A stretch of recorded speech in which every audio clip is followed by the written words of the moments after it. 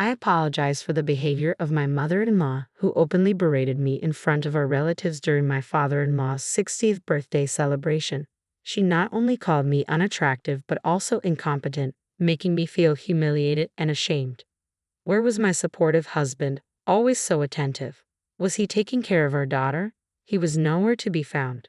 As soon as I arrived at my in-laws' house, feeling perfectly fine, my mother-in-law suddenly complained of severe back pain and became unable to move. She handed over all the party preparation work to me. Later, she continued to belittle me in front of the guests who had come to celebrate my father-in-law, turning what should have been a joyous occasion into a somber one. Then my father-in-law stood up and broke the tense silence with a single phrase that triggered a series of unimaginable events. "Is that all you have to say?" I'm Sarah, 35 years old. 6 years ago, I married my husband Michael, who is 3 years younger than me. We have a 5-year-old daughter. My mother-in-law seemed displeased with me since I was older than her son. Whenever I visited her house during holidays, she made sarcastic remarks in my husband's absence. I wish I had a younger, more vibrant daughter-in-law, not someone with age spots like you. Do I really look that old? I would ask. Yes, very. Don't you see your own face in the mirror every day? It hurt to be criticized about my appearance, but I thought it best not to make a big deal out of it since we only met a few times a year. However, this seemed to irritate her more, leading to harsher words. You're quite thick-skinned for an old woman. You don't get upset no matter what I say. I find it annoying that you don't show a shred of modesty. What could I say to my mother-in-law, who only spoke words that left me at a loss? In front of my husband, she hid her true nature and spoke kindly to me. He seemed unaware of her mistreatment, and if I vented my frustrations, I would likely be blamed, so I held back. Visiting her house felt burdensome, but this was a significant celebration for my kind father-in-law's 60th birthday. Many relatives were gathering for a grand event, so I decided to attend. My father-in-law is a quiet man who subtly shows kindness. When I'm feeling down due to my mother-in-law's harsh words, he gently approaches me and says, "Sarah, if you're having a hard time, feel free to tell me. If it's all right, I'd like to be there for you." I wondered if he knew about my harassment, but to protect me from further mistreatment, he refrained from openly supporting me.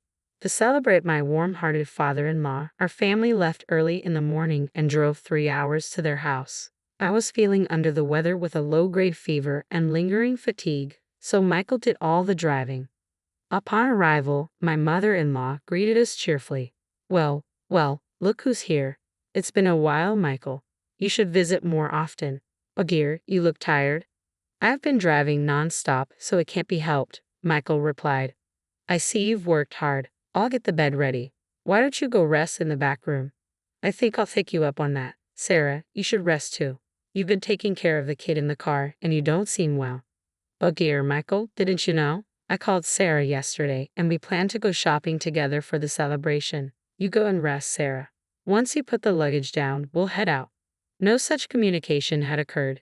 Exhausted from looking after our energetic 5-year-old daughter, I wanted to rest too. Since Sarah's not feeling well, let her rest. You can do the shopping, Michael suggested. But it's your father's big celebration. I want to choose the best ingredients with Sarah. Sarah, you'll keep your promise, right? She left me no room to refuse, forcefully pulling me back into the car. She glared at me and snapped, I don't think you need time to rest. Then she smiled brightly and said loudly, thank you for driving. I'm so happy.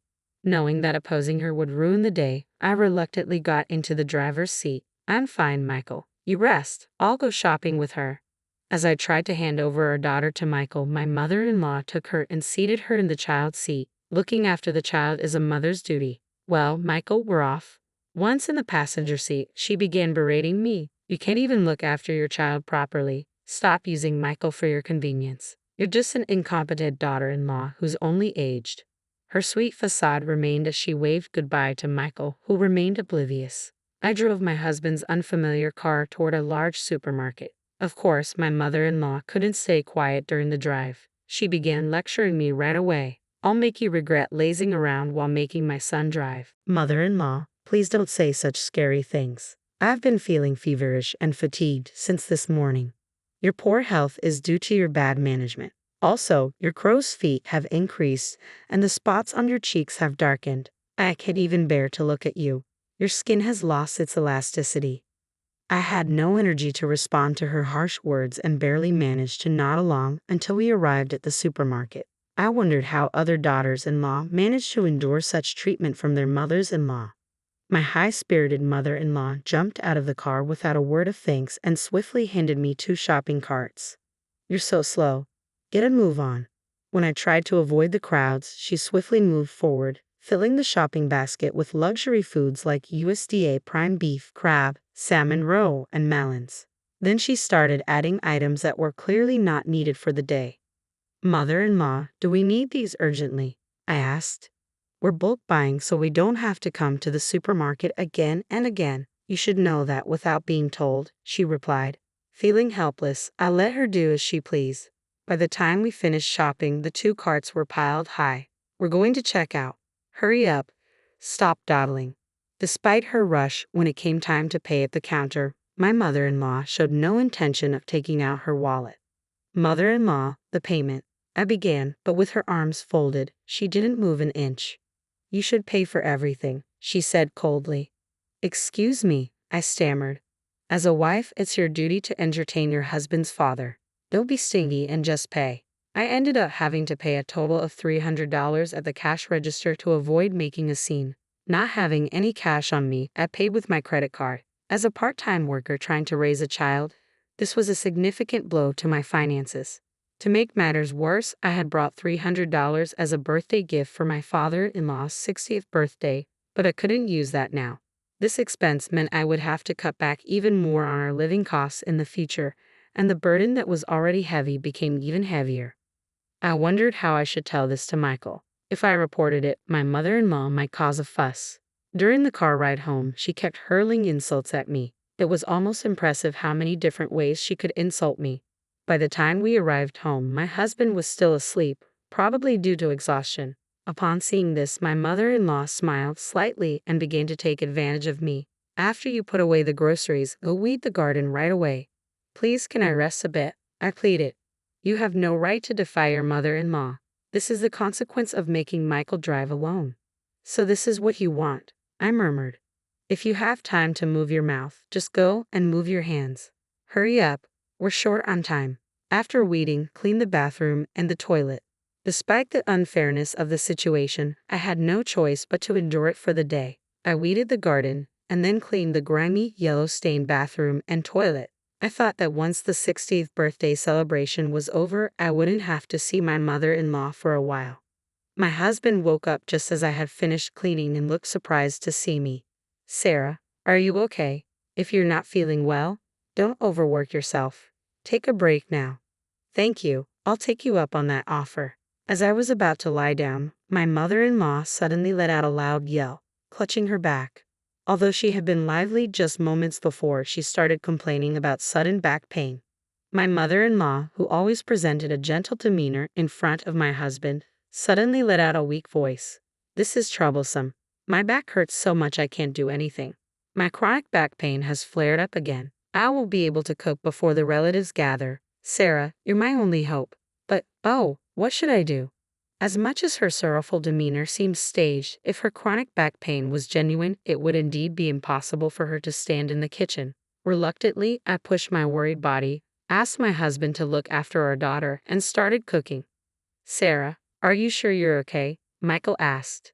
"I'm fine. I always cook, remember?" I put on a brave front for my husband, but my body was already fatigued. Yet it was an important day for my father-in-law, and I felt that I couldn't afford to take a break. My head was spinning, and somehow the smell of food was making me sick, but I had to keep going for my father-in-law. After I managed to finish cooking, my father-in-law came into the kitchen to check on me. "You've worked hard. Thank you for preparing all this food." "Not at all. It's for you. Please enjoy it later." After that, the relatives started gathering one after another, everyone wishing my father-in-law well, creating a lively atmosphere. As we finished the toast and were about to start eating, my mother-in-law started saying something shocking. "I'm sorry, everyone, but due to my chronic back pain flaring up on this important birthday celebration, the food was all cooked by my daughter-in-law. I apologize for the unappetizing food made by my unattractive daughter-in-law." Both my father-in-law and husband froze at my mother-in-law's sudden outburst. My daughter-in-law is not only unattractive, but she's also clumsy. A total failure. It's truly pitiful. Ouch. My mother-in-law exaggeratedly rubbed her back, continuing to disparage me. She's so clumsy that without my support, she can't do anything. I wonder if she can even take care of her own child. I'm so worried about whether Michael can manage with such a woman as his wife. What was supposed to be a festive atmosphere quickly turned gloomy, resembling more of a wake than a celebration. My usually supportive husband, who was supposed to be looking after our daughter, was nowhere to be found. At that moment, my father-in-law, who had been sitting quietly, suddenly stood up. "Is that all you wanted to say?" "Ha! Seems like it. Maybe we should kick out the useless one then." Following his words, my husband entered the room holding our daughter in a suitcase, his face unusually stern. "Dad, as you said, I've packed her stuff." My mother-in-law smiled at the sight, seemingly pleased. "Sarah, looks like you're getting kicked out." But to her surprise, my husband handed the suitcase to her. "What?" My father-in-law's booming voice added the final blow. "Take that and get out of this house right away." Although she seemed unable to comprehend what was happening, my mother-in-law quickly understood the situation. "Why should I be the one kicked out? It's Sarah who's useless. The bathroom is always covered in mold, the toilet left dirty, and you call Sarah useless when you barely cook anything, not to mention how harshly you've been treating her. I've had enough." It's the mother-in-law's duty to discipline the daughter-in-law. I was only pointing out her shortcomings.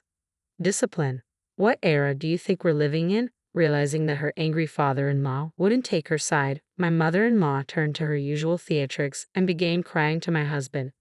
"Michael, don't misunderstand. We might need to take care of your father someday, right? So I was teaching Sarah how to be a good wife. As tough as that was. Take care of him. That's a laugh. I won't be fooled by you anymore. You've just been bullying Sarah." Even today, despite feeling unwell, she came along to celebrate Dad's 60th birthday. Sarah volunteered to celebrate, didn't she? Don't lie, you also made her pay for the groceries, didn't you?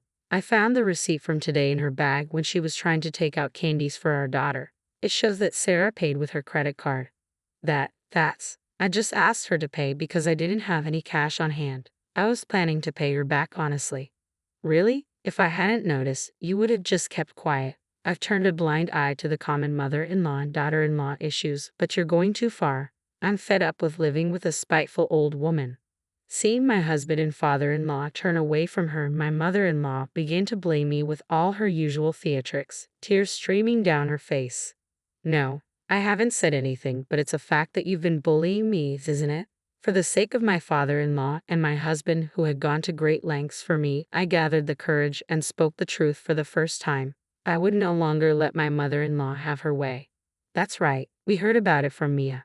We also know about the nasty comments you made about Sarah at the supermarket and in the car. Afterwards, you made Sarah do all the weeding and cleaning the bathroom and the toilet." "Yeah, Grandma was mean to Mommy. She made her clean a lot of places." You can't trust what a child says. Maya doesn't lie. Let's check the dash cam footage. That should clear everything up. Michael, could you do that? Good idea, Sarah. I'll do that right away. What? What is that? Ignoring his mother's question, Michael went to the car parked outside, started the engine, and began playing the dash cam footage. The latest device, which could also record the inside of the car, was installed, so even facial expressions were clear. Ah, it's showing she was saying these things. I'm shocked. Everyone come over here and watch this. Relatives who had followed to see what was happening all checked the footage. Upon doing so, they began to comment. This is terrible indeed. Wow, this is the worst. Mother-in-law, who had stayed in the house insisting she wasn't at fault, began to panic as the atmosphere grew tense and ran barefoot toward the car. Everyone was taken aback by her swift movements despite her supposed back pain. So the back pain was just an act then. I'm all better now, she said, casually responding to my words. She tried to awkwardly seat herself in the driver's seat to turn off the dash cam. But she was firmly held by my father-in-law, making it impossible for her to move. Stop this right now. Don't look, she screamed, but no amount of pleading could help her. With all her misdeeds exposed, my mother-in-law, stunned and speechless, sank down helplessly. That's when my father-in-law casually handed her a single piece of paper. I filled in my part, You just need to write your part and submit it. What? Isn't this a divorce form? I had it prepared just in case. I never thought I'd have to use it. Don't ever cross my doorstep again. Wait a minute. I promise to stop. I promise. Sarah, please forgive me. The sight of my mother-in-law begging for forgiveness with tears in her eyes was truly pitiful, but this too was likely an act. I firmly pushed my mother-in-law away. You let the cat out of the bag about bullying your daughter-in-law. In the end, I will never forgive you. You might want to leave before the neighbors gather around. Oh no, this is terrible. The commotion attracted the attention of neighbors who watched from a distance. Perhaps not wanting to make a scene, she promptly took the divorce form and suitcase, and her supposed back pain was nowhere to be found. She rushed out of the garden. The villain had been dealt with, but our home filled with guilt. I'm sorry for all this during your 60th birthday celebration, Dad. When I earnestly apologized, he responded, Sarah, you did nothing wrong. I'm sorry for all the trouble we've caused. Let's start over. My father-in-law smiled, and the relatives also watched with kind expressions. Later, they praised the dishes I had prepared and ate heartily. At that moment, all the fatigue seemed to fly away. Thus, we celebrated my father-in-law's 60th birthday in a grand manner. My mother-in-law, who was initially reluctant to agree to the divorce, eventually agreed, and they divorced amicably. It was also revealed that she had been misappropriating funds from my father-in-law's account, and she was ordered to repay $10,000 that she had spent recklessly. Unable to find work due to her lack of experience, she now works as a janitor in an office building late at night. With barely any money left, she lives in a rundown apartment that's seen better days.